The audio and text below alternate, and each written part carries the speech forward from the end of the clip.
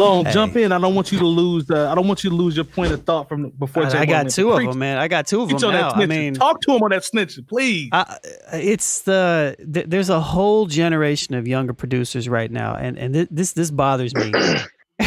And maybe it shouldn't bother me because I try not to let shit bother me. But oh no, man, we'll see. With the era of who sampled, and the era of people in YouTube comments, and maybe some of y'all are guilty of that are watching right now. It's all right. It's never too late to get right with yourself. But to jump into like a comment and be like, "What's the sample?"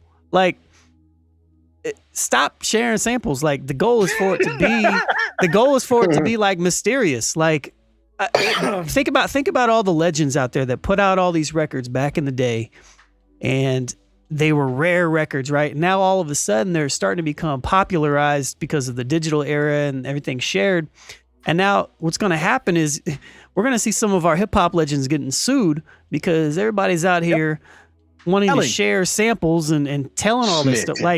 Like stop it. Like go do your own research. Go dig your own samples. Go find your own ways to find, like, do your own work on that stuff. You know what's crazy? Yeah, unfortunately, crate digging. I said crate digging doesn't exist like it used to back in the day. Everything is so easily accessible that it makes it, like you said, very easy. All they got to do is put in a search engine and find that sample.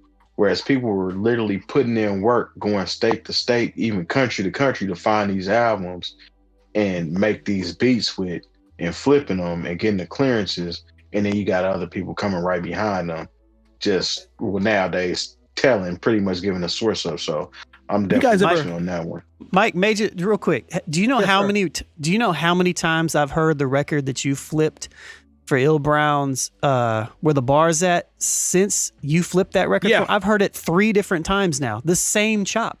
The one with Wale, last week. The one with Wale on it. One with Wale that you put me on to. I scratched my head and I was like, it's like the same exact chop. They may have heard Where Your Bar's At. I was like, they might have heard that somewhere because it's literally the same thing, to your point. Same thing. I've heard that same chop like 3 different times though, since you guys put that record out. There are there's a documentary that talks about producers that used to meet up at there was a hotel in New York. Pete Rock, Q-Tip. I think Q-Tip was one telling the story where they all used to meet up. And 𝐀𝐁𝐿 was upstairs. He spent the night before, and they all would go there searching for breaks at a hotel. I show that video in my production class that I teach. I show that video. Those guys took pride in really going to grab records before the next person. Like they're literally standing side by side going in these bins.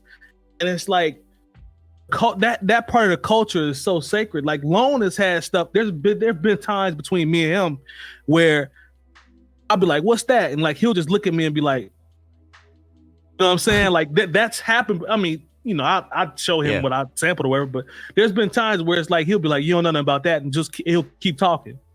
Like it's like that sometimes. Some of these whole joints culture. Some of these joints that people find and dig, like they are obscure for a reason, and somebody did a lot of digging to get it. But now, you know, you can YouTube, get it on the MP3, and get the chopping. Yeah. You know what I'm saying? And I get it, and I get the culture changes, man. I get that it changes. You know what I mean? But that's part of it. Like I still kind of frown at it every time I see somebody say, "Hey," and even on bringing down the band stuff, like songs we show, somebody pop in the comments, and be like, "Yo, what's the sample?" And I almost just want to like go off every time, but I'm just like, just ignore it. But it's just crazy because to me, when I was coming up, I wanted to, like, if I knew something was sampled, it made me want to go back and start listening to that genre of music. Like, for example, when Dre started chopping up Parliament Funkadelic and stuff all the time.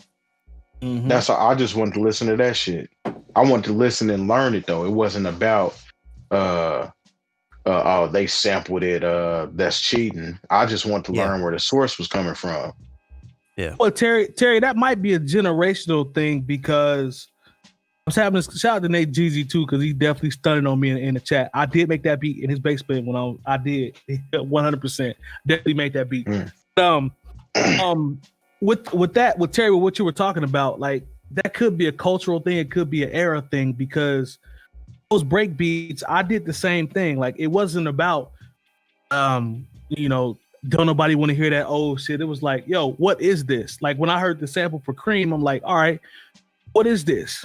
Like who the RZA sample? Like they have some heat. Like other than the breaks, like is the music good? And like when some of those samples that we used to hear, like the B-sides were cold, and it got me off into a whole nother lane about the actual artist, wanting to hear what they got, just to listen to. And I got put on the music that way. Maybe that's generational.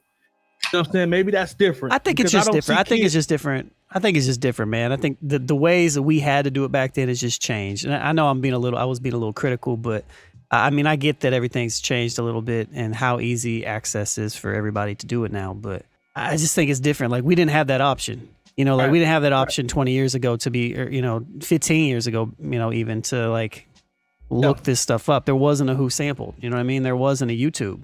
It was like literally looking at credits. I remember looking at the Kill Bill soundtrack, finding all the artists on there, and the featured artists. And I just researched and just went down a whole rabbit hole and found all those dudes and ladies.